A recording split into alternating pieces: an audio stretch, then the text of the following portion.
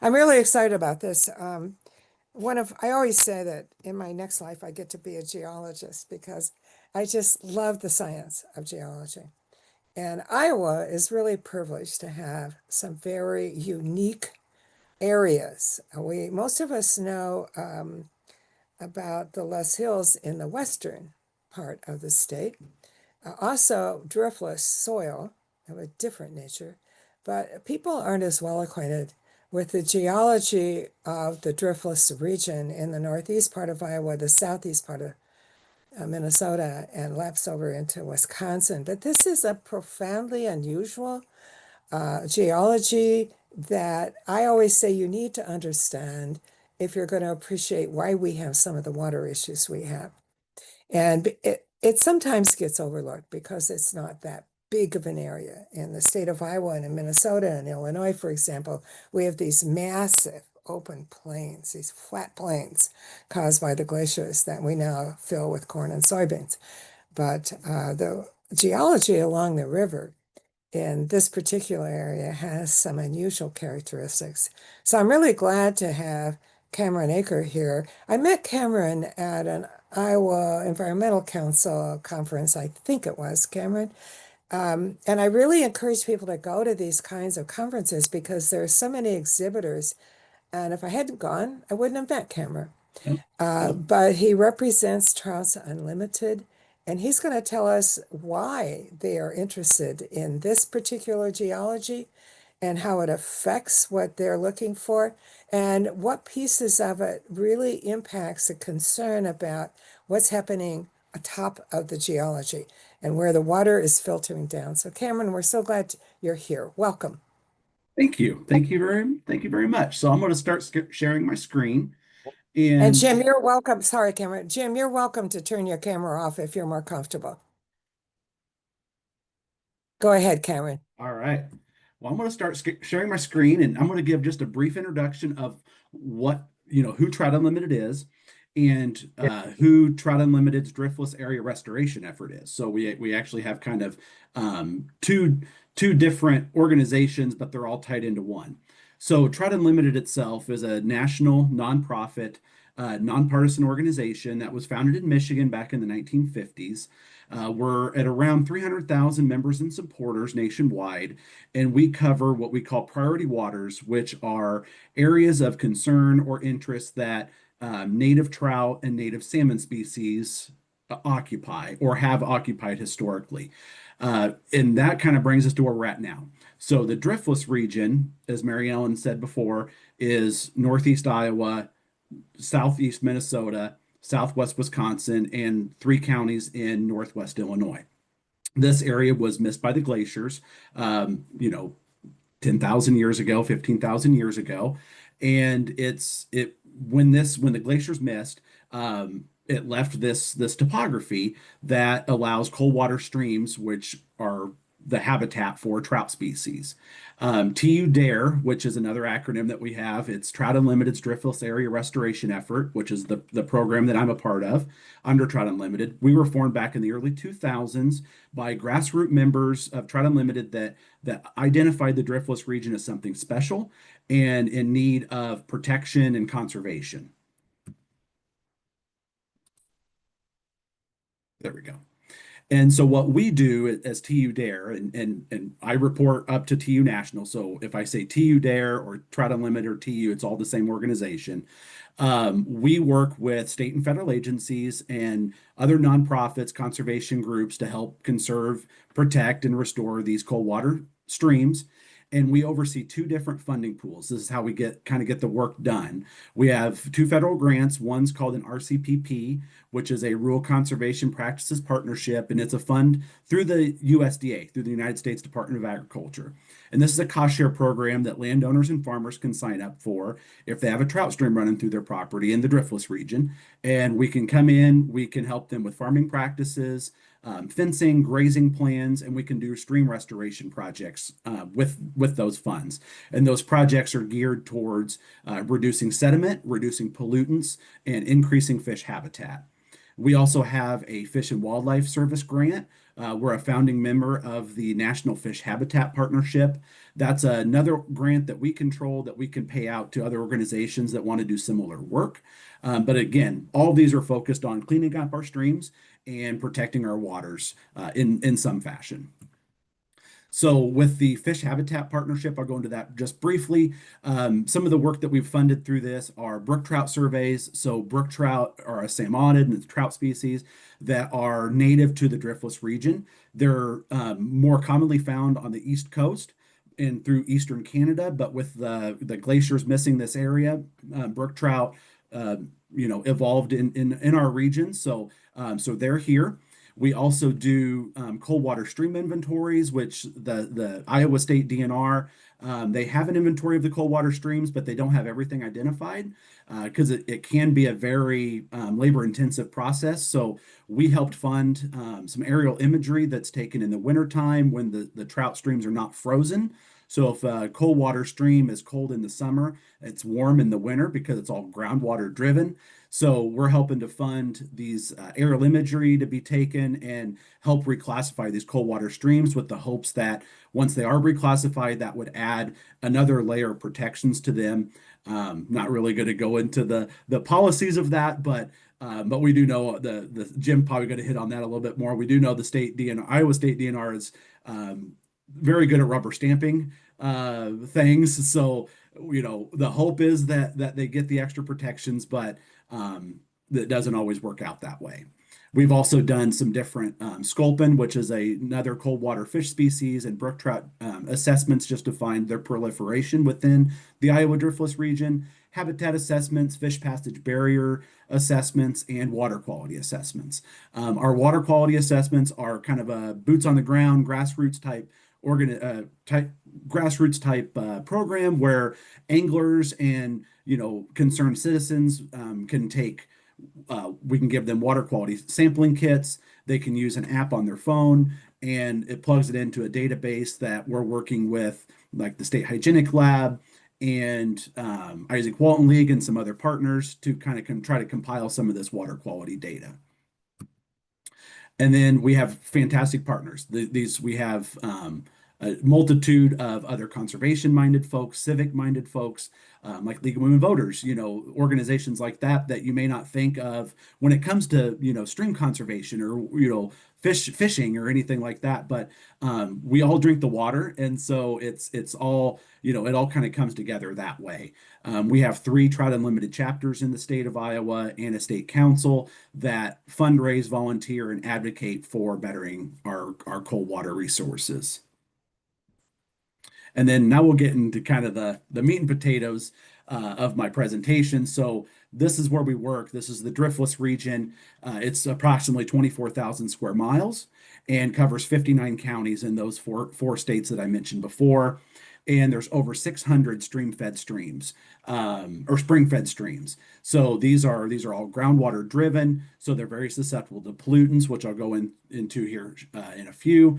And almost 6,000 miles total of these streams. So it's a lot of water, and it all flows down to the Miss from our area. It all flows into the Mississippi River and down to the Gulf of Mexico. So anything that happens here, can negatively impact so many other states and so many other geographies. And some of the things that we face, the pressures that we face on our ecosystem, the main one being sediment loss. So we'll go over into that in a second. But with that comes nutrients and pesticide loading into our streams, E. coli concentrations, and all these things that are hazards to humans and our aquatic life. And then since our conception in the early 2000s, we've helped restore right at 400 miles of streams. So it's really been a undertaking, and it started from a grassroots effort, and so it's really exciting to see that number that these things can get done. So with this this geology, we'll be saying karst a lot. Jim will probably be saying karst a lot. And what is karst? It's bedrock. It's a type of landscape where dissolving bedrock has left sinkholes and fractures and fissures in the rock formations.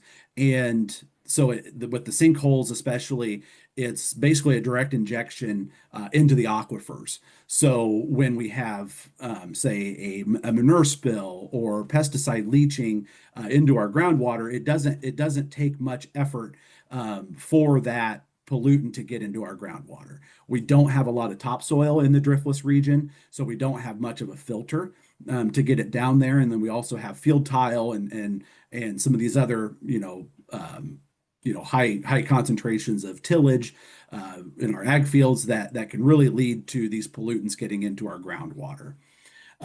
You kind of, it's got a high water holding capacity. In the picture here, we see all these rocks.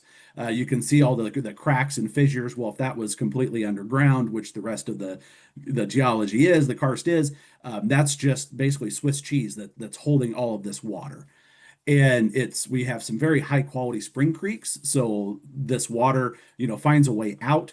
It meets what's called an aquitard, which is an area that cannot, rock that cannot be penetrated by water. It reaches that, and then it has to go sideways, and then it forms either a seep or a stream or something like that. So it's very, very vulnerable, like I said, to pollution.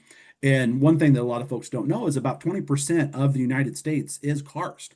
So, and about 40% of our groundwater, of our drinking water, is because of karst. So it's a very vast landscape that's not just unique to Iowa or Wisconsin, but it's very unique that we have it, where we do, just because we missed the glaciers. So this is a graphic that kind of shows where water can go. So on the highlands, we're show off some of these sinkhole areas, and we have these different fractures and wetlands and depressions. And once pollutants can get into that surface water, then it can penetrate down, and then it'll go laterally sideways. It could either go to your well, your drinking well, or go sideways into a seep, go to a spring, and then turn into a stream, which flows to the Mississippi. So again, it's a lot of these things it's kind of like getting a vaccine. It's direct injection into the vein and into your bloodstream, which would be in this case the water. So in the northern two counties of Iowa, Winneshiek and Alameda counties, we have what's called the Galena and the Platteville groups. So it's just a designation for how high up the rock is. So these are very high up, in the rock layer, are the Galena and the Platteville groups, and you can just see how many all these dots are outlets and inlets. So these are sinkholes, springs, things like that. So there's high concentrations of this, and so that's when we start seeing concentrated or animal confinements, animal concentrations. That can create a lot of problems for our groundwater, and then again leading to wells, leading to springs, leading to trout streams, and going right to the Mississippi. And another one of the groups that we have is the Silurian escarpment. One really cool thing, this is in the southern driftless, so Fayette, Clayton, Delaware, and Dubuque counties. And one really cool thing about this one is a fun fact is this is the western edge of the same rock formation that's at Niagara Falls. So if you think, everything's tectonic plates and all these rock formations, in Iowa, we have a little bit of the Niagara Falls. So I always, the state geologist, I listened to a presentation from him and learned that. And I always like to, kind of give that a little bit of a shout out, because that is something that's very unique, to our region. So kind of stepping away from geology and more towards like the agricultural side, where some of these issues started was post-settlement. So once European settlers started moving west, we brought plows with us, and we started cutting down trees for firewood and making homes and building fences, and we started breaking the soil with plows to grow crops. So this picture here is from Wisconsin. And essentially, once we started breaking the land, when we would get rain, we would start getting these gullies and just mudslides, and the sediment would come down from the hills that are now barren, and they would start filling up our valleys. And so we're still working, Trout Unlimited and myself, we're still working to try to clean up some of these valleys of this post-settlement alluvium, is what we call it. And It's highly erodible because it's only been in place for about 150 years, excuse me, since since we broke it with a plow, and it just hasn't had time to solidify like the the subsoil below it. So it's again, it's very highly erodible, fills in our streams, and with this sediment comes phosphates, E. coli, all these pollutants with it. And back in the 1930s, with the Conservation Corps, they did start to identify that, hey, this is a problem. And so the CCC started, trying to build terraces and sediment and water retention structures, to try to stop some of this gullying and some of this erosion, because they were losing topsoil at upwards of feet per year. It was happening very rapidly. And so you can see here in the picture on the right, this work was all done by hand, steam dozers, steam engines, things like that. Very labor intensive, and a lot of these practices still stand today. They did start at this time, they did start liming. So they started using calcium products on the soils to help change the pH so they would grow more crops. They started using fertilization, because that rich topsoil was gone. So they were starting to use these practices to try to boost production. But yeah, the conservation portion of it was very, very important, and unfortunately some of it is lost to time, and some of those structures are being taken out due to the larger farms. But there are still some of our farmers that are leaving these in place, and they're still functioning perfectly today. And post World War II, so during World War II, there was a lot of innovation for the war effort, and a lot of these factories and things. They once we stopped making bombs, they started making fertilizer. They started making implements. So we had a lot more heavy use of nitrogen fertilizers, phosphate fertilizers, potassium fertilizers, new technologies and pesticides that we were using to clear forests in the war, and now larger equipment. So we're back to breaking ground at a more rapid rate. And so post World War II, we started seeing another inundation of sediment losing off of our hillsides. And so now today, we have good and bad. We do have a lot of farmers, so you'll hear the term regenerative agriculture. It's essentially trying to grow a profitable crop with less inputs. So in the driftless region, there's a lot of farmers trying to do this. So they're trying to build the soil health by implementing cover crops. So cover crops, they're a living crop that are growing when your corn and soybeans or your other crops, wheat, aren't growing. They can help change your soil microbiology to help break down these pollutants, and you actually have the soil working for your advantage. This is fantastic. But we also do have, since the 1980s, we have a lot more biotechnology in our seeds. So farmers have to grow new seeds every year, have to buy new seeds every year. Since the 1980s, we saw a lot more farm consolidation because the markets crashed in the 80s. So farmers are getting bigger. We're seeing high animal concentration under confinement. So think CAFOs is a term that gets used. So we're having just a lot more impact, of those animals in a very small area, and they're not being grazed, they're not being put out on pasture, so their manure is very concentrated in pits and lagoons, and so it's being spread mechanically versus the animal spreading it themselves. So there's just more instances where we can have spills, lagoons breach and get into our groundwater. A lot more of the cash crop focus, so corn and soybeans, a lot less small grains like wheat and oats. And kind of I like to reference, I'm too young. I was born under the Reagan administration, but Earl Butz was the director of agriculture, and his mentality was go big or get out. And that still rings true today. So a lot of our cash crop farmers are still that in that mindset, and a very heavy reliance on chemical and tillage.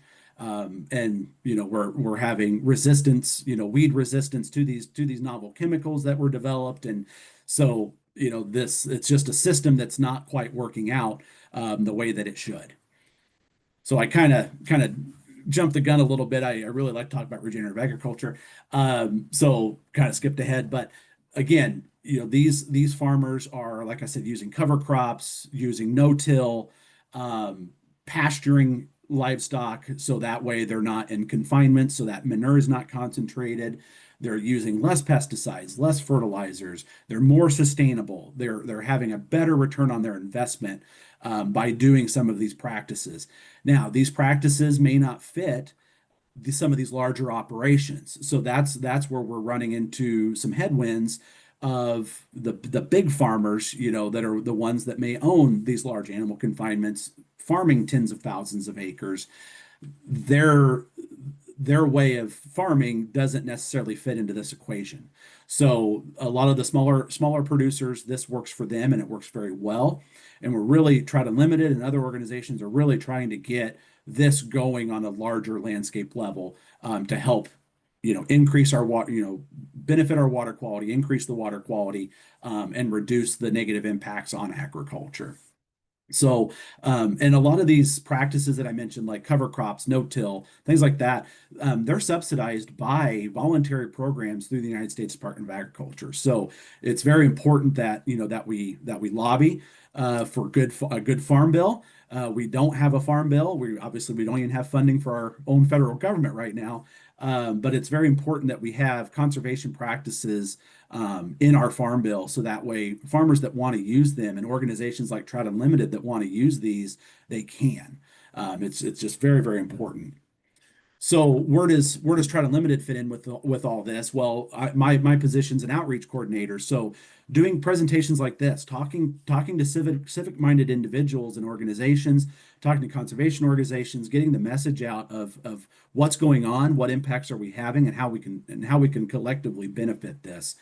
I work with producers every day with our different cost share programs. I work with producers on grazing plans. I work with our USDA staff, IDALS, which is the Iowa Department of Ag and Land Stewardship. I work with them to try to, help farmers, find ways to modify their operations and building community around our cold water streams, and just, trying to build that resiliency and that love for the stream, and try to get more people behind it. And again, these are all voluntary programs where we can't mandate, we're not at a place where we can mandate this. So it's very important to get, the public involved and get them in line with understanding where the farmers are coming from, and helping the farmers understand that the public is rooting for them and they want them to be able to get the right thing done, and do these, great practices.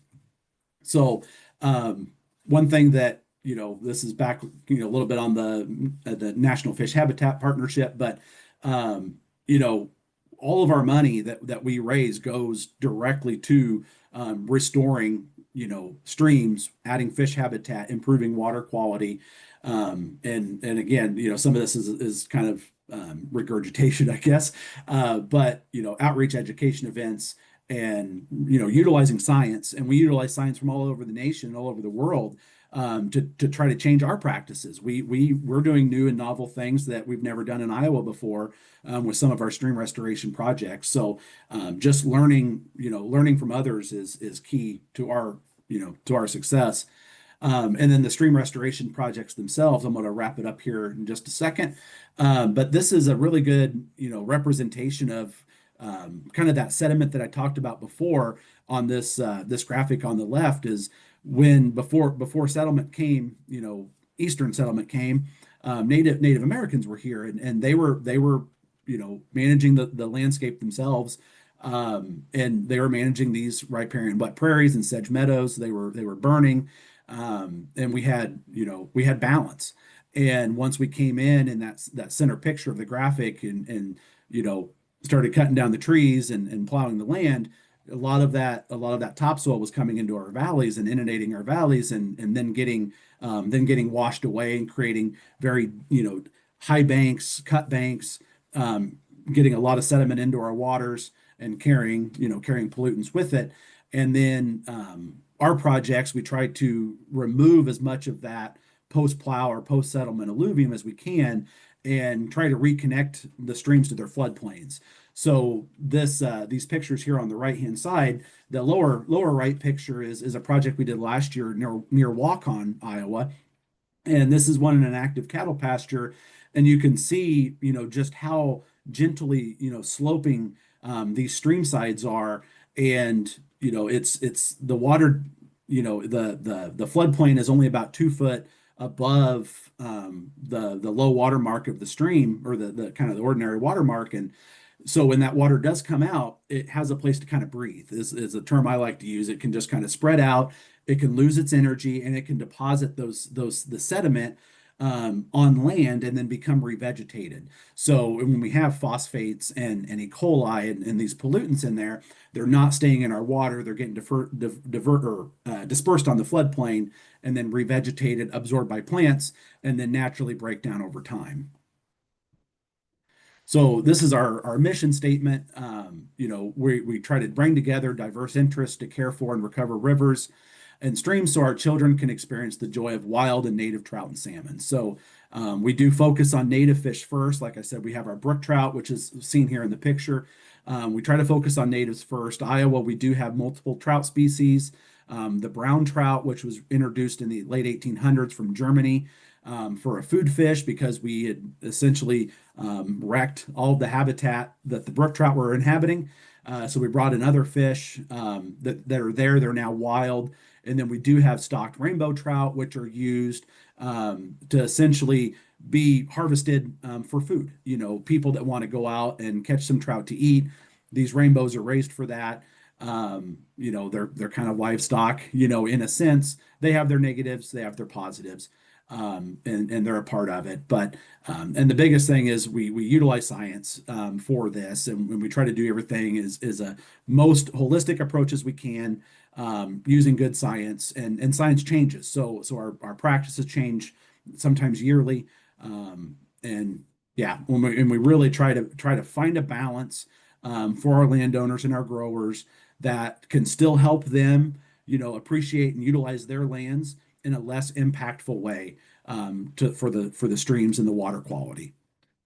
So on that, I wanted to say thank you very much for the invite to do this, and I don't know if we want to wait till the end for questions, but up to you, Mary Ellen.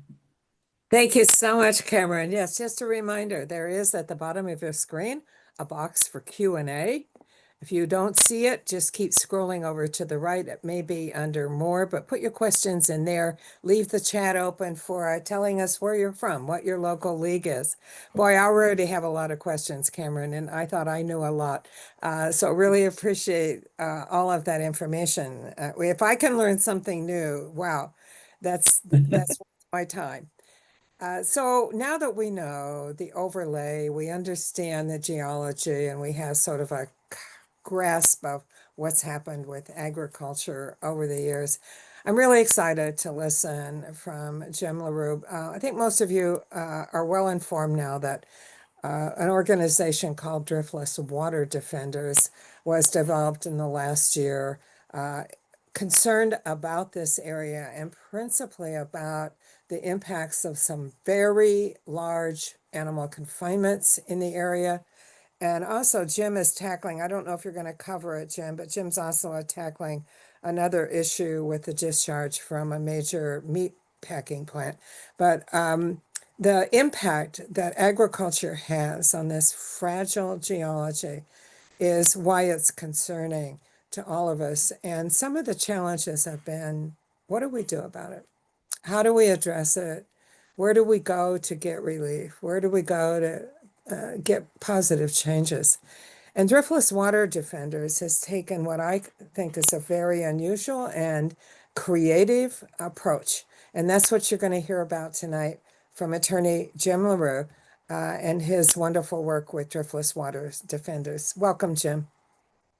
Well, thank you. I appreciate the invitation to appear here, and also the fact that people would come, and I know they're all busy, and to give some of their time I'm grateful for that.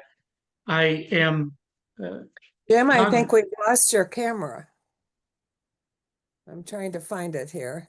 I can see myself, unfortunately. Oh, there you are. I got it now. Okay. Yeah, I think I'm pinned. Cameron will turn his off and then we can get.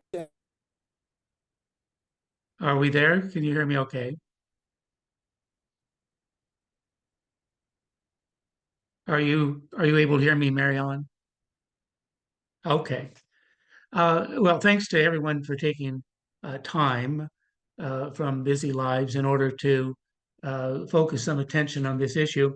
I am cognizant that people in Cameron's role and the organizations that they have are a critical part of building a social infrastructure that values clean water, reminds citizens that that can be a part of our life. And nothing I'm going to say today is intended expressly or implicitly to criticize those approaches, those cooperative approaches with government agencies and community members to establish this community support for clean water. However, our approach starts with a recognition that we have a serious problem based on practices that haven't worked. Farming in the industrial agricultural community is virtually without limits imposed by law. It's different than the rest of us, for example, who drive down the highway to attend to business or something. We have speed limits that are enforced, and we don't consider that to be an attack on our integrity to earn a living or to live the lives we want to live. But to impose restrictions on industrial agriculture is proving to be a very difficult task and reflects the enormous power of those who are industrial agriculture. The discussion I'll have today is going to be in a couple of parts. One, I'm going to try to define the problem. Two, I'm going to suggest that we're in a new era, one that needs some extra protections by way of defining a constitutional right as one that guarantees individuals a right to access clean air, clean water, a healthy environment. And three, I'll give you some examples in terms of litigation that our group is doing to try to impose some limits and parameters around those who are involved in industrial agriculture. Uh, the fact that we don't have better controls and that we have enormous amounts of pollutants spread across the fragile soils and then into the groundwater that we all rely upon about drinking, it's more than a theoretical problem. It's a real problem. It's a health problem. Those who read the Washington Post may have observed in yesterday's paper, the front page, a focus on the state of Iowa's high cancer rates. Most alarming is though Iowa already has the second highest cancer rate of any state, only behind Kentucky. And of course, they've got generations of heavy smoking that help to boost that level. But Iowa is second in the nation with cancers, and we're the only state where cancer rates are increasing. Now, on top of that, the front page article in the Washington Post described that it's even more pernicious when it comes to young people. That is to say, people in their 20s, 30s, and 40s have an upward trending cancer rate that is in excess of the general Iowa population, which is already far in excess of the national averages. I quote from the article, cancer rates among young adults in the Corn Belt, a patch of golden fields and straight line highways stretching across the heart of the Midwest, are rising more rapidly than the country as a whole. And these are statistics that they began to keep just in the year 2000. And in just the last few years, in a short period of time, they can see these rates spiking. Now, Iowa was the most extreme case because we're the most heavily farmed, but those of you who are joining us from other states share the same problem. And what is that problem? It is that industrial agriculture's toxic mix of two row crop focus, corn and beans, combined with unprecedented numbers of livestock living in confined animal feeding operations, has saturated our soils with nitrogen and phosphorus for far more than the plants can absorb. This is a problem. The agronomists can calculate how much of these chemicals and nutrients a stalk of corn can absorb. And anything that is in excess of that simply goes downstream. And all of us live downstream from somewhere.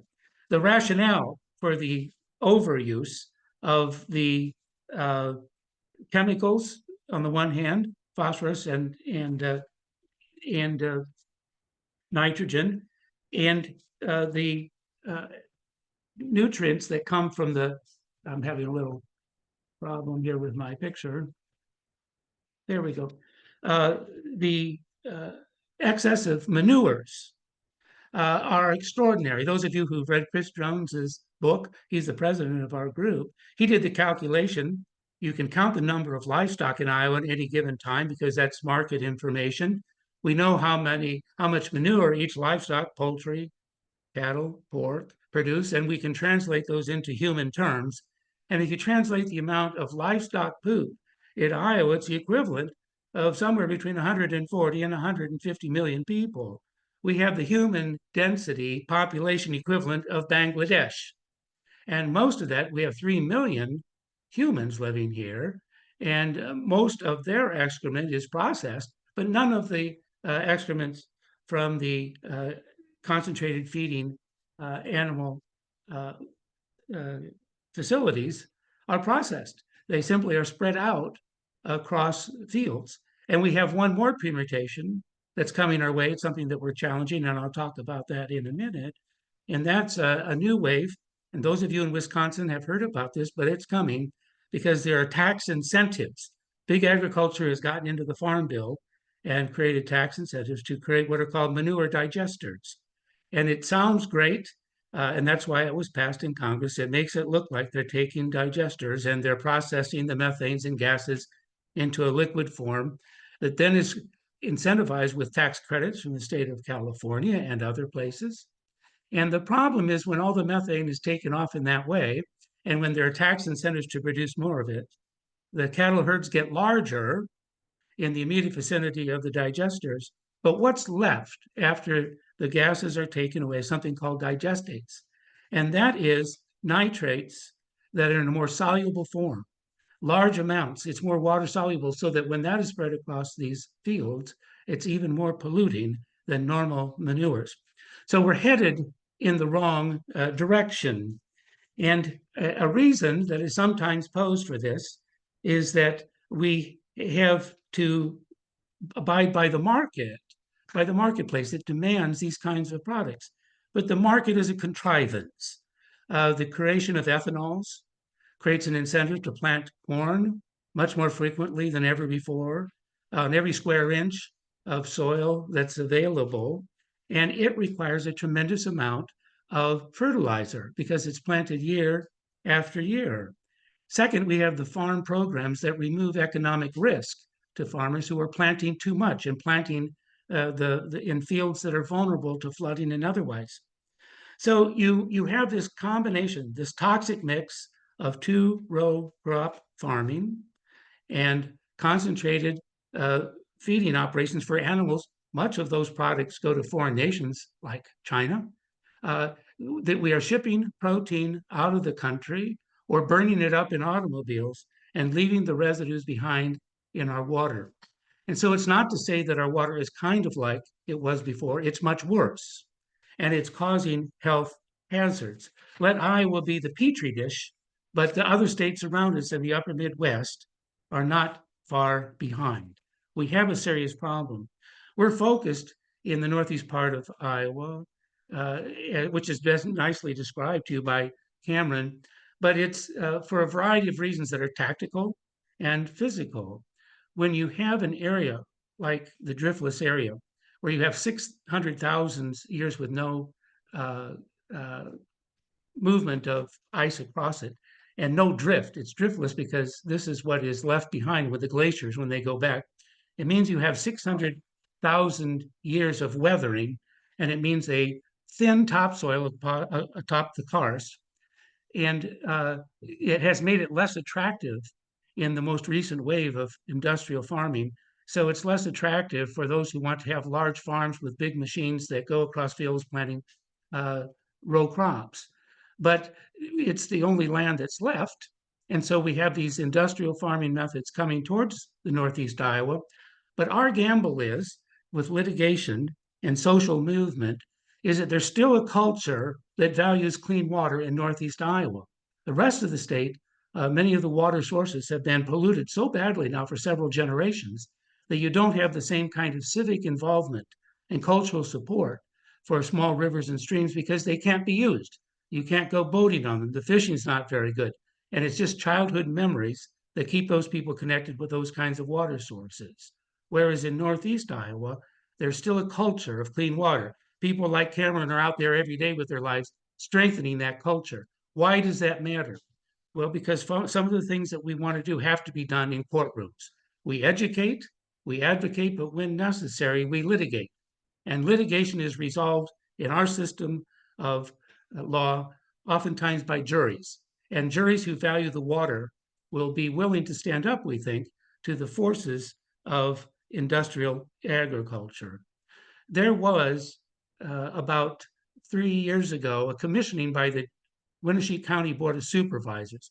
Winneshiek County, I'm sure the rest of you know, but in case not, it's Northeast Iowa. Decorah is the county seat.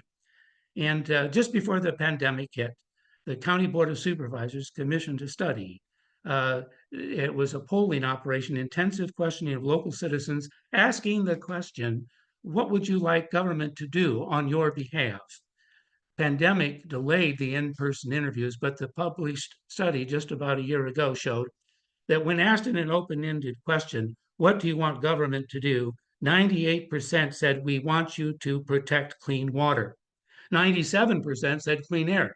And then down in the 80s, but still high up there, said, we want you to protect smaller farmers. People get this. This is not a red versus blue issue, the way the rest of America's politics seem to be construed this day. Nobody wants to, and excuse me for the expression, nobody wants to drink shit water, and nobody wants to feed it to their children or grandchildren. We can be united in that. Well, how do we change things? What's the paradigm here? You may or may not agree with me, but I'm going to tell you what the basis of my thinking is, so at least you have a basis to criticize it or reflect upon it. I believe that we're in an emerging new civil rights era, one that will call for the protection of the fundamental right of citizens to have access to clean air and clean water. The larger global movement may talk about global warming or have other ways to express it. But I think the North American, in fact, the upper northern plains, those of us who are being increasingly asked to drink horrible water, contaminated water, it's going to be expressed in terms of we want government to protect the fundamental right to have access to clean water. It may seem obvious to a person that this should be a fundamental right, and it's not in most states. We're asking for a constitutional amendment. There are amendments in at least 3 state constitutions. It's not guaranteed in the US Constitution, but we're to a point where there's a violence going on. Most of our constitutional amendments follow periods of violence. The Revolutionary War produced the 10 amendments to our Constitution, as well as the Constitution as we freed ourselves from tyranny of the British government. The Civil War and the violence there resulted in 3 constitutional amendments, the 13th, 14th, 15th. The New Deal, the violence of economic violence and problems resulted in expansive legislation, expansive interpretations of the 14th Amendment, and then the more recent civil rights movement, I would call that the 4th civil rights movement, did in fact follow periods of social violence, social conflict, and expansive interpretations of our 14th Amendment, separate but equal, was no longer allowed, and voting rights acts and the kind of thing. Well, the violence that we have now, and I hope it doesn't come to fist on fist and bone on bone between people, but it's an environmental violence. We don't have Emmett Till, who, the poor black child who in 1954 was murdered violently, and it struck the conscience of the nation. And 3 months later, you had the Montgomery bus boycott and what followed thereafter, and Brown versus Board of Education, all the rest. But what we have now are suffering children in hospital wards, going through their own torture as a result of industrial and largely agricultural environmental pollution. And I think that the rates that we're looking at are not going to subside soon. Epidemiology follows behind years of causality. What we're seeing now in Iowa, and we are the test case, but you other states are not far behind. What we're seeing in Iowa is really a reflection of conditions 10 and 15 years ago. It takes cancers that long to catch up, and it's gotten more intense since it started into this phase of row-to-row exclusive farming and the concentrated animal feeding operations. So going forward, if we were to do nothing but stop where we are in our tracks, and we're not, it's getting worse in terms of conditions. If we were to stop in our tracks, we would still see Iowa's cancer rates increasing. The fact that these practices are not changing, but in many ways getting worse, notwithstanding Cameron's explanation that some farmers are changing. Recent study shows that farmers, when they start, many farmers, when they start these alternative sustainable practices, it lasts only a couple of years and then they go back to the old ways. This is a surprising finding. But my view is that voluntary, when it's one person's rights against another, has to be mitigated against and by protecting the legal rights of those who are adversely affected. So here's my view of the constitutional rights. I go down to Alabama 3 or 4 times a year. I represent a Black gentleman who's on death row. And when I go there, for a number of years, I've been doing it for nearly 10 now. When I've gone down before, I go to the iconic places. I sit in Martin Luther King's church in the back row in the pew and just listen to ghosts and spirits as to what's going on. And the first few years I did that, I did not connect that experience to what I was doing in terms of environmental work. I was connecting in my own mind and heart to the civil rights movement, which I deeply respected. But in the last few years, I've come to believe, when I hear those ghosts in the basement of his church organizing for the bus boycott, and the spirit there trying to get organized, and then I come to Iowa, when Dr. Jones goes to speak and talk about his book, invariably 200 people come, and there are people that come and see what's going on, and they don't know that each other are concerned about the same things. There's a social and political movement that's happening in Iowa, and it's not the beatings of Black folks or the lynchings that are galvanizing the spirits. It's the disease and destruction and the cancers that are in our state in increasing numbers, and people are saying we have to change. And that's the proposition of our constitutional amendment in Iowa, which is to amend the Bill of Rights to expressly recognize a fundamental right to access to clean air and clean water, and to impose on the state government a duty to protect the natural resources, to serve as trustee. It's called the public trust doctrine. We're asking in this constitutional amendment, it will take some years to get it passed, but it's the way we're talking about things now. And then we ask that any action taken by a government unit that imposes or infringes upon this right be subject to strict scrutiny, and only carefully tailored government actions that are necessary to carry out a purpose can be considered when juxtaposed to the fundamental right of citizens to have access to clean water. Well, if that's the base and the background and the impetus for our group in moving forward, to have this recognition of a fundamental right. In the meantime, we've launched litigation on a number of fronts, and I'll just give you a brief outline of them because I don't think you'll want to hear the nitty-gritty of particular lawsuits.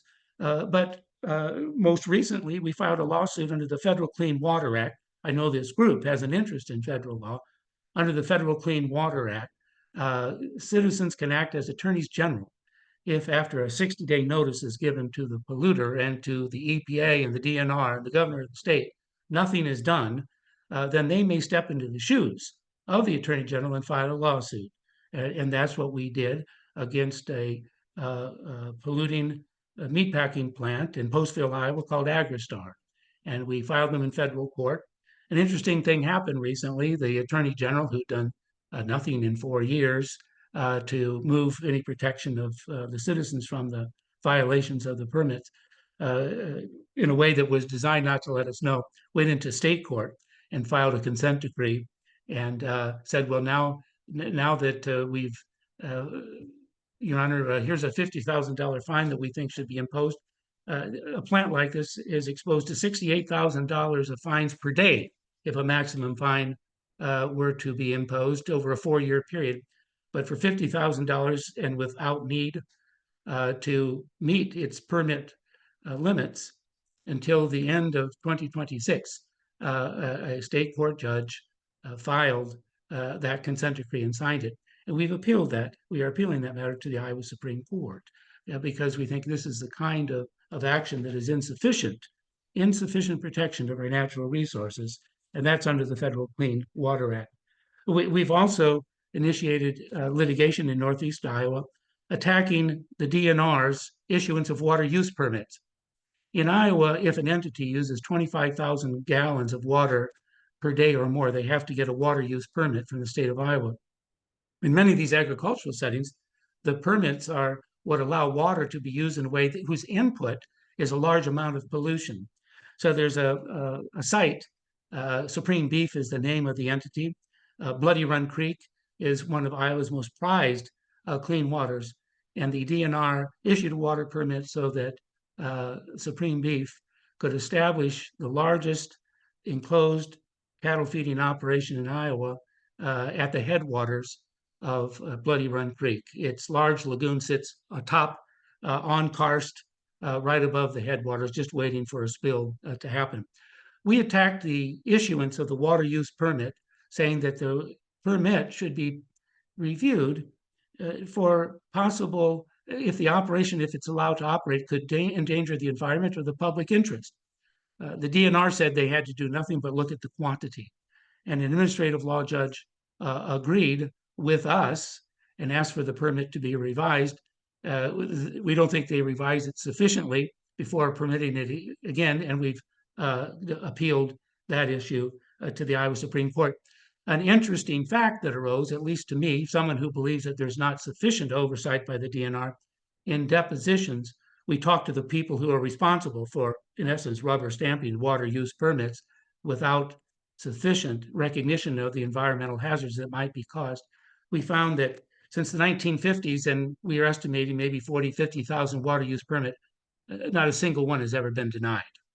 No regulation is imposed, and the statute says that these must be reviewed in terms of not just the quantity of water to be used and whether it would have an adverse effect on the surrounding areas, but we talk about quality of water and the environmental uses. This was the first challenge that we know of to water use permit, and we've got a long ways to go in litigation, but some of the statutes are so clear, we feel that it's a good use of our time in litigation to go after them. Finally, the dairy manure digester, just to give you how operationally this works on the ground. An out-of-state corporation from Michigan, I think this is the way it's worked in Wisconsin, other place. They have ways of locating pre-existing natural gas lines, and if they can find farm operations proximate to those, then can make arrangements with a manufacturer of digesters and go to the local governments to get applications so that they can put manure digesters on the property. In this case, and I promise not to get too detailed with the litigation, but I think people in the League of Women Voters have some sense of how this works. At least in Iowa, if you're going to have a rezoning to allow a manufacturing plant in an agricultural area, they create what we call a spot zone. Normally, spot zoning is not preferred or even allowed, and that's done by the Board of Supervisors. We challenged the Board of Supervisors creating a spot zone without any regulations on how the operation, how the public would be protected by the creation of a manure digester. This contrasts the same ordinances for Winneshiek County have pages of regulations that apply to solar collectors, pages that apply to other forms of alternative energy such as wind, but not one word that applies to digesters. Second, they went to the Board of Adjustment and got what's called a conditional use permit.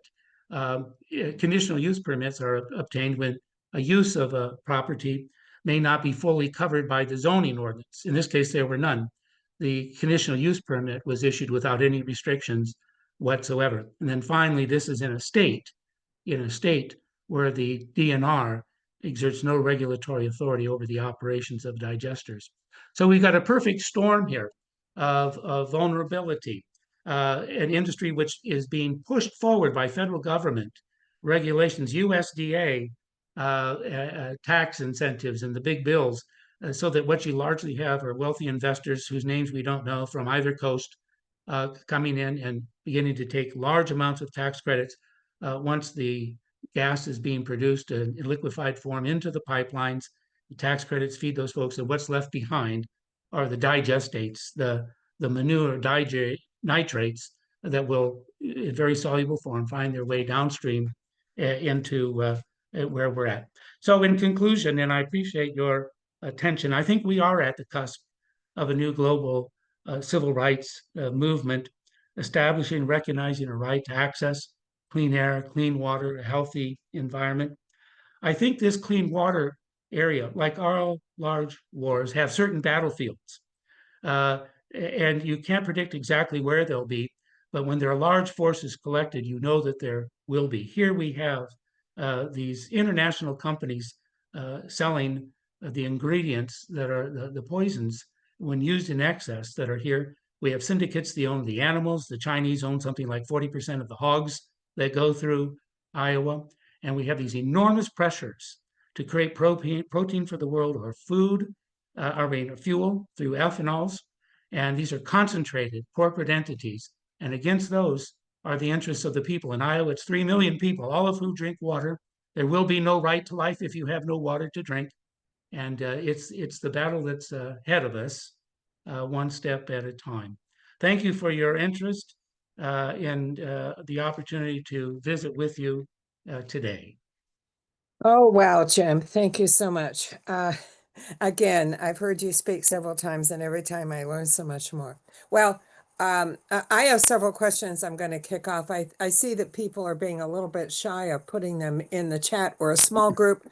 So I'm also going to suggest that you just raise your hand. Do you know how to do that? Down at the bottom of your screen, there's a react button. And if you hit on that, you can raise your hand. I'm raising mine. And you can also lower it. But if you raise your hand, I'll call on you. Jim, I'm going to give you a little rest, and I'm going to start with a couple of questions for Cameron. Cameron, this is really a personal question. Back in the 70s, I was living and working at the University of Iowa in Iowa City, and I happened to meet and work alongside a very talented young man named Dave Yagnow. Does that name ring a bell? It does not. Well, he was one of the 3 young men that discovered Coldwater Cave. And while Oh, that okay. was going on, we were getting these stories about this fantastic find. And yet they couldn't tell anyone, because they didn't want people coming in and taking control. And I am modestly claustrophobic, and these young men persuaded me to go up there and go look at this cave. And the entrance was a 50-gallon drum, a former oil drum, that was put into one of these sinkholes. And over time, it had actually kind of flattened a little bit. So I had to lay on my back, drop my feet through this drum, and drop myself down about 10 feet to where my feet touched the ground. And they gave me a helmet with a light that kept going off and on and off and on. I mean, the technology was not there. And we walked through these crevices. So I really had a really good understanding of what karst looked like underground. It was frightening and it was beautiful. It was wet and it was dark and scary. We got so far, but everyone's lights were starting to fade. The batteries, I don't know what the issue was. So we had to turn around, and literally we had to kind of claw our way back up through that barrel. But it was an astounding discovery.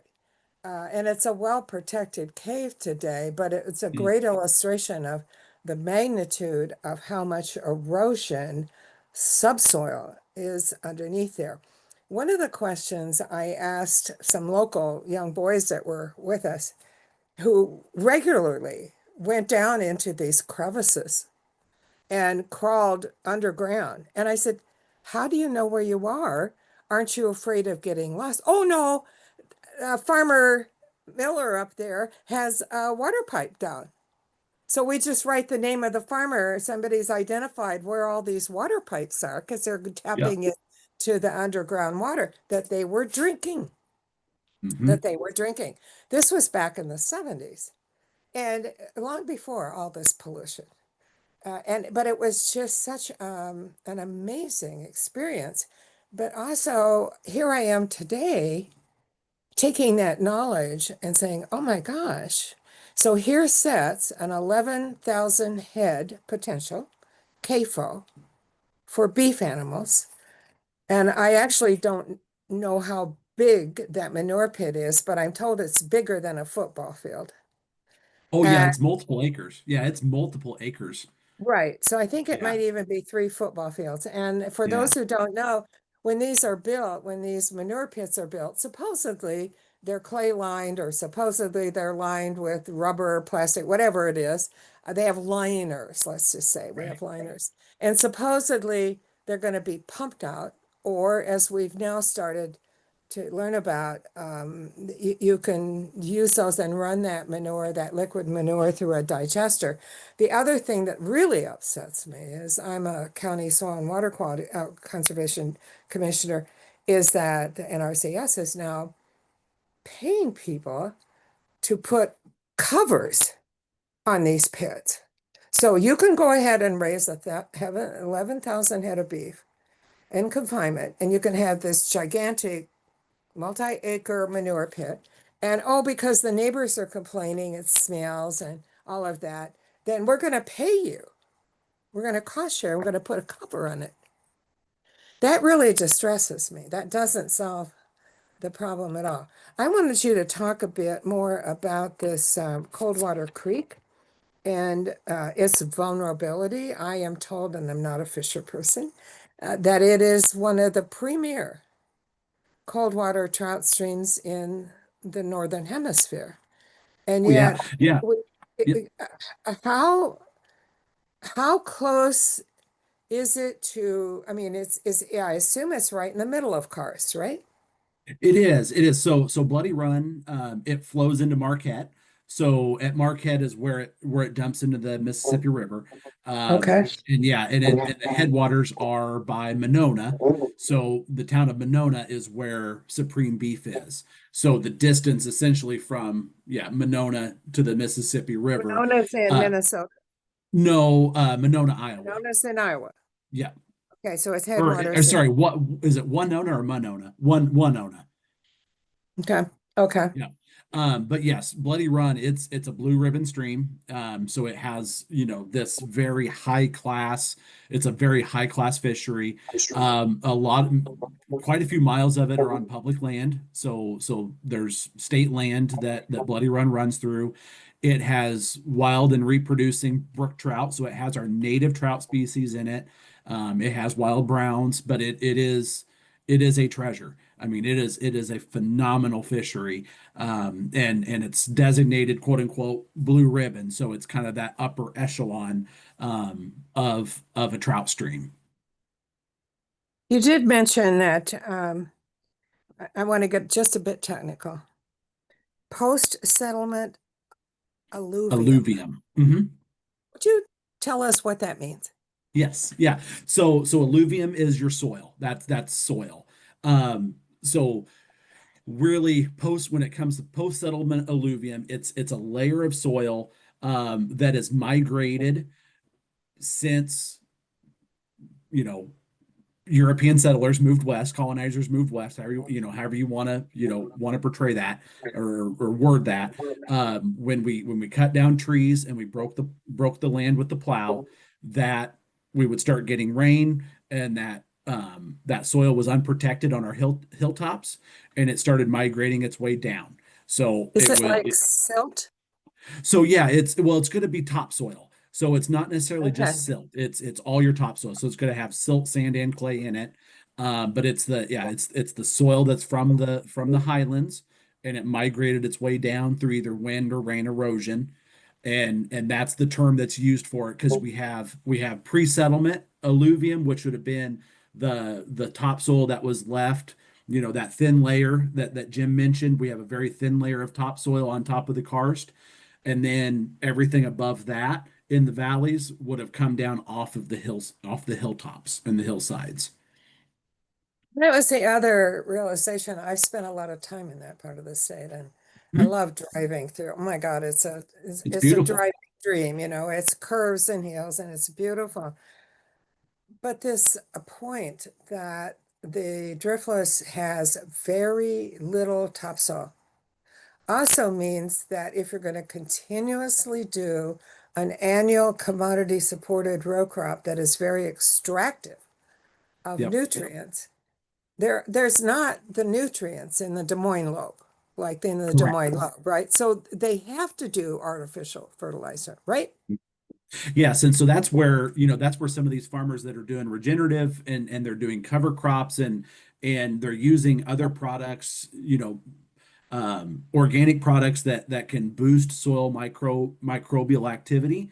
So it can kind of mine, they can have the cover crops, and the microbes can kind of mine the soil itself for the nutrients.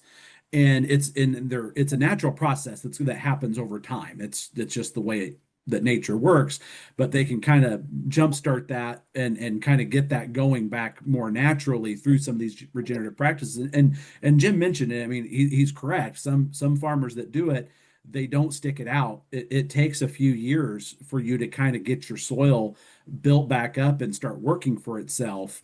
And some farmers, they can't make it pencil out. They just can't. They have to go back to the old way.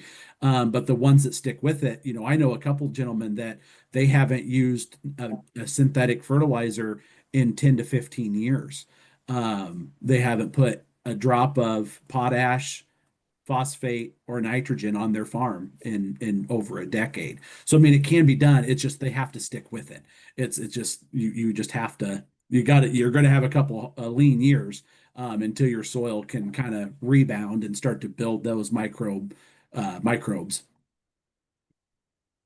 Wouldn't it make a lot more sense if we just went back to dairy and pasture cattle? Yeah, I mean, pasture, yes, yeah, and not Okay. row crop it. Yeah, and not row crop it, or use or an alternative crop. There's other crops. I'm originally an agronomist, so turned conservationist. So, I mean, there's other crops that we can use that are less intensive, that can still have fantastic feed benefit for cattle, and we can pasture raise cattle. You can pasture raise hogs. There's all these other ways of doing it. It's more work, and it's harder than planting, spraying, fertilizing, and being done with it. So it's tough. Okay, I'm looking. Hands up. Any hands up? We're gonna go Like to Jim Christy, Larew. I see Christy has one. Christy. Yeah, Christy, go ahead. Unmute yourself. Tell us where you're from. Okay, I am from northern Wisconsin, Washburn, Wisconsin. I'm with a group of the League of Women Voters, and we've been working very hard against Line 5 up here. Right.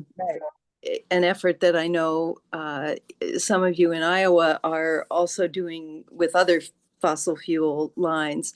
Jim, I am very inspired and overwhelmed by your vision and your powerful speaking tonight. What's the best way that we can support your effort? Because it seems to me that it's going to take a vast number of people across the country. And I found myself thinking of the woman in India who spoke about this issue many, many years ago. Well, thank you for your kind words. We're inventing this as we go. Um, and even though each step is thoughtful and we think we know what we're doing, we're always surprised. If I could use the analogy again, think if you were one of these Black veterans coming back from World War II and having been recognized for merit and then suddenly thrown back into Jim Crow in Alabama or Mississippi, or a Black woman who during the war years went up north and worked in an industry to support the war, but then came back home and confronted Jim Crow. Think if you're one of those church basements and someone stood up and said, I know how we're going to turn the world around. we're going to have a middle-aged, kind lady refuse to go to the back of the bus. And then we're going to have a group of students sit at a lunch counter and refuse to move. And then we're going to have children walk up the streets of Birmingham until they're hosed down by the fire department and the subject of dog attacks by German shepherds. That will change the world. Who would think that person was anything but crazy? And these are things you can't predict. But the clash of forces is what I think is here inevitable. And the question is, where are we at, and what are we doing there? Uh, so uh, you can support our group. You can become members. We just got founded a little over a year ago. We have nearly 300 members now, and the citizens react so positively to us because they know something needs to be done. And I think at this stage, just that anything is done causes them to have some hope. We're trying to pressure political candidates, so we're a 501c3, so we have to be delicate, trying to get candidates for public office to put this a high priority, give them courage. They feel on the other side the pressure of the industrial agriculture because they're so powerful, but it's the people on our side and trying to get people to rise up that way. So I don't have a better prescription than that, but that's a lot. Finally, the final piece has to be our courts. We don't want the courts ruling on everything, but I think the history of our country would have been different if Brown versus Board of Education, if I'm talking about the analogy, that Supreme Court had ignored Jim Crow for 70 years. And it embraced separate and equal, with Brown versus Board of Education, it gave people courage to do other things. We haven't had many judicial decisions in recent years in Iowa which expressly protected citizens' rights to a clean environment. I think that's coming, and maybe in your state as well. And so I would urge those as all possibilities. Thank you. Well, thank you. Great question, Christy. Thank you. I'm looking still for any hands up. Let's not be shy here. Colleen Worden, Sue Johansson, Diane, Duncan, Goldsmith, any questions? I'm picking on my friends. So one of the other things I had, Jim, about this whole thing as a civil rights movement, and I'm seeing this right now in terms of the current issues with the current federal administration, is I don't need a long treatise, but explain the system of courts. We all know that we have a state Supreme Court. We know that we have a federal Supreme Court. We have district courts. When you're doing this kind of work, you mentioned that you're going right to the state Supreme Court in Iowa right now. Is that part of the decision-making process? Is there one court level that's better for this kind of argument than others? Or are you just jumping close to the top? I'm not a lawyer. Yeah, let's start with the state courts first. In Iowa, every legal action, a claim or a lawsuit, whether it's against the Board of Supervisors, Board of Adjustment, against the DNR, or a polluter. So those were three different entities that I named in my summary. In Iowa, those are mostly heard in state district court. If you have a federal action, like the Federal Clean Water Act lawsuit, that started in federal court. Their appeal in Iowa, every person has a right to appeal an adverse decision, but to the Iowa Supreme Court, and then it either hears it or it delegates it to what's called the Iowa Court of Appeals. But you have a chance for a review of any district court decision. If you intend to litigate a constitutional case, then you have to frame it that way from the very beginning. We don't have constitutional norms aimed at environmental matters. So we're usually articulating our claims, either a violation of an administrative rule, a violation of a statute, or if it's against a private entity under the common law, claim for negligence, trespass, nuisance, that kind of thing. So you litigate it out in a district court and then you appeal. On the federal side, if you appeal from the federal district court up to the Eighth Circuit Court of Appeals, then to the Supreme Court. Very few cases get heard by the U.S. Supreme Court. In Iowa, every case that's appealed gets heard by one of our appellate courts. Diane, I'm going to get to you in a minute, but Jim, you mentioned something about administrative law. Yes. And I have tried to figure that out. Could you make a quick and dirty, simple explanation of what that Yeah. is? Administrative agencies are a function of the executive branch of government. That is to say, they come under the jurisdiction of the state's governor. The legislature passes laws which appear in the Code of Iowa. And one of the executive agencies or another is responsible for implementing a law because the governor is responsible for that.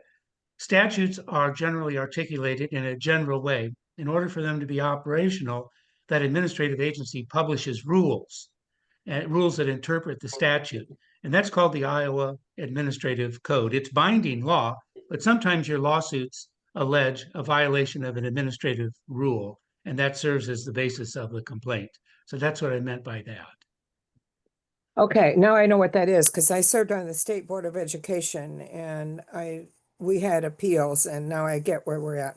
Okay, Diane Duncan Goldsmith from Johnson County, Iowa. What's your question? Well, I had a couple of questions. So I'm wondering what actions you think can be taken as individuals, both to support the constitutional amendment and then support the work of Cameron and his group with cleaning up streams. It seems like you've got a long way to go. If you have, what, do you say 6,000 miles of streams or something like that? Yeah, Um, it's an uphill battle. Yeah. But not every inch needs help. It's not every inch needs help. Cameron, can you put in the chat how they can donate Yeah. to Yeah. your organization? Diane, good evening. Good evening. The constitutional amendment process in Iowa works as follows, and different states have different means. In Iowa, the constitutional amendment must first be passed in identical language in both the Iowa House and the Iowa Senate in 2 consecutive sessions of the Iowa General Assembly. If that's accomplished, then it goes to the general electorate in the next election where there's statewide ballot. And a majority of the vote, if it approves the same exact language, it becomes law and does not require the signature of the governor. So, and we have some local people in Johnson County who have expressed an interest, and Chris Jones and I have put together proposed language, but it's really up to the legislature to decide, and they can be sponsors of the amendment that we proposed, or they can add it to it and get the ball rolling, get the discussion going. That's how it would work in Iowa. So in other Jim, words, so just a, sorry, just a follow-up. So in other words, we would have to get, say, one or more of our Johnson County legislators to sign on or introduce it in the legislature. You would go, you could, for example, go to a public meeting or by letter, whatever, and say, will you support a constitutional amendment? And that would protect access to clean air, clean water, that kind of thing. You could borrow language of ours and get them on the record. I would like to see the legislator who would say no. When you've got 98% of Winneshiek County residents supporting clean water, my guess is that other counties are comparably strong. And I'd like to see the campaign event say when you have an election, a Republican versus a Democrat, and pose that question and ask them to respond. I'd like to see someone say no. I think that's how you get it moving and going forward. And Jim, in Iowa, when you say 2 consecutive sessions, does Yes. that mean 2 years or 4 years? It would mean 2 years, I think. 2 years. Yes. I mean, I know what you mean by your question, but I think it requires 2 votes in consecutive meetings of the legislature. Okay, got that. Thank you. Okay, I'm checking for more. I gotta watch for hands up. Anybody else? Hands up, brave souls. We've got about 5 more minutes. I'm gonna go back over my notes. The cancer issue has taken front and center in Iowa, particularly. For those of you who don't know, I spent 30 years at the University of Iowa College of Medicine as a research scientist. In 11 of those, I was the division director for the Iowa State Cancer Registry, starting in the mid-70s, running into the 80s. So this is a subject I'm very familiar with. I don't know that the other states are looking at this as closely, but I see this, Jim, as an opportunity to bring more people into the conversation about water quality in general, right? Because everybody knows somebody who has cancer in Iowa, but I think when we start hitting the front page of the Washington Post and the front page of the New York Times, and even the front page of the Wall Street Journal, which I subscribe to, that tells me there is a great opportunity for political activism here. Am I right? You are. That expresses a lot of the energy. My own evolution in thinking through the civil rights, came 4 or 5 years ago, and I began to orient myself more towards this water issue. And I would go places and not feel the energy the way that I do in every room we walk into. I think there's this anxiety about it. People know what's wrong. They know something. 600,000 Iowans were deprived of the use of water for a period of weeks this summer because the world's largest nitrate removal system, which is in the city of Des Moines, could not keep up with the removal of nitrate necessary to deliver healthy water to its citizens. 10 parts per million is considered safe for nitrates, although there was a standard established about 30 years ago, and there's a lot of view that it should be even lower. But when they reduced the use of water, 600,000 people got angry, probably most of them because they couldn't water their lawns. But in the meantime, they were learning how to pronounce nitrate. They were learning what nitrates were, and a lot of public education going to the health hazard. And I think that those kinds of incidents are only going to increase. And as people become more aware, we're doing a lot of water testing now, and people are associating this. And you can do it with a little hand paper, and then it is a part of citizen science. You can read the nitrate level of either your faucet at home or a stream outside, and then it can go into an international database by location, and you can see the high nitrate levels. This is something that I think is coming. I look at nitrate testing by citizens to be sort of like getting the right to vote. Just to go through the ritual of going down and signing up and getting to vote causes you to be a citizen, and you talk about elections, you talk about what it means to be a citizen. I think people are talking about nitrates and they're worried about it and they want action. I think this is just the start of a very powerful movement. I like your comment about we should ask every candidate where they stand on this issue. Yes. I'm actually asking candidates to tell me if they will support a moratorium on CAFOs. I know that's a long shot in our current environment, but I want to know if they would support that. Minnesota got one passed. And so why can't Iowa do that? So I do think that's another piece of what we as league members who are very engaged politically, league is nonpartisan, but that doesn't mean we're not political. I think that for me as an Iowan is a question I'm going to ask every candidate at every level, state and federal.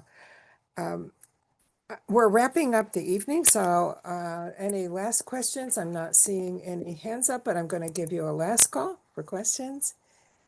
I don't have a question, Mary Ellen. This is Teresa Baumhoff. Yes.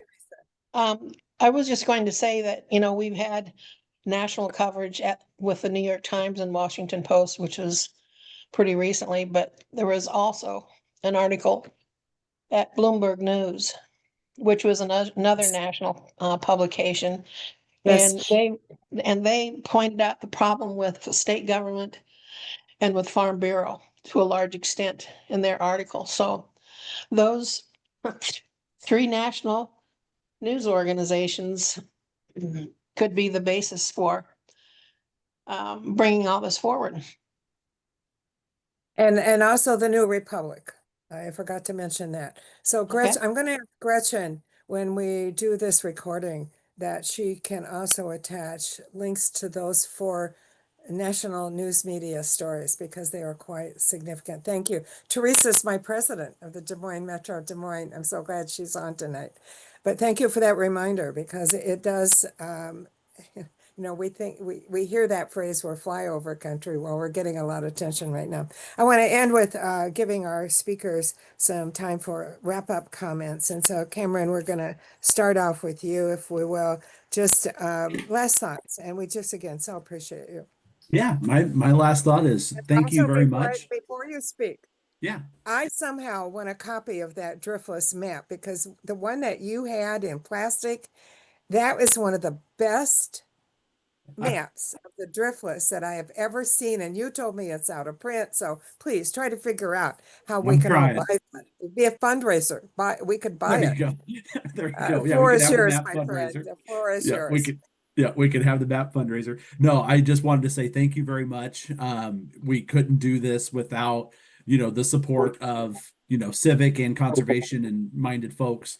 And really appreciate it. So, and the work that we're doing couldn't be done also with the work that folks like Jim's doing.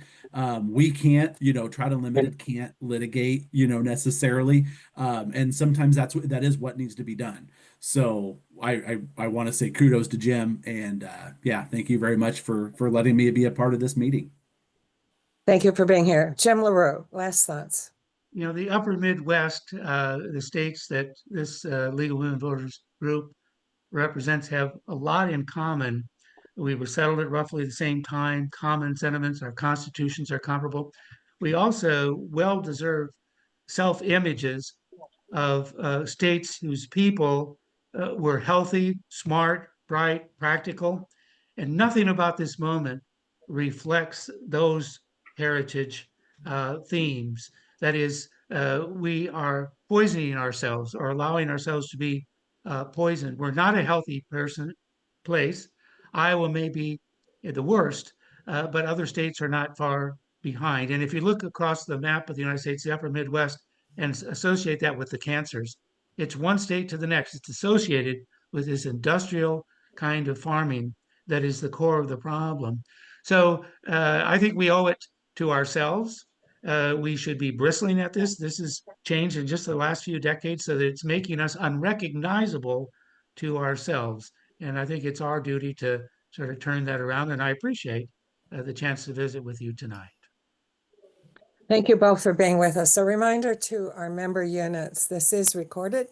All of our webinars are recorded. Thank you to our communications director, Gretchen Sable, who does such a great job holding the technology together. But you are free to download these webinar recordings and use them as a program for your local members. We encourage you to do that.